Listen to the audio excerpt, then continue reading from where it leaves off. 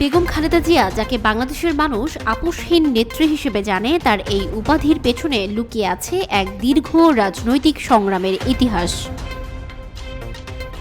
১৯৮১ সালে রাষ্ট্রপতি জিয়াউর রহমানের হত্যার পর রাজনীতিতে পা রাখেন তিনি। এরশাদের সামরিক শাসনের সময় গণতন্ত্র পুনরুদ্ধারের লড়াইয়ে বিএনপির নেতৃত্ব দেন।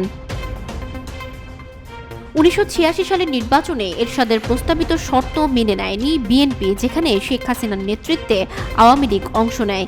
এই নির্বাচন বর্জনের মাধ্যমে খালেদা জিয়ার আপোষহীন নেতৃত্বের পরিচয় স্পষ্ট হয়। ১৯৯১ সালে এরশাদ বিরোধী আন্দোলনের সফল সমাপ্তির পর খালেদা জিয়া দেশের প্রথম নারী প্রধানমন্ত্রী হন। ১৯৯৬ সালের মেয়াদ শেষে তিনি দলীয় সরকারের অধীনে নির্বাচন দেন, কিন্তু জনগণের সমর্থন না পেয়ে শান্তিপূর্ণভাবে ক্ষমতা ছাড়েন এবং তত্ত্বাবধায়ক সরকারের অধীনে পুনরায় নির্বাচন দেন। এর মাধ্যমে তার গণতন্ত্রের প্রতি শ্রদ্ধা স্পষ্ট হয়।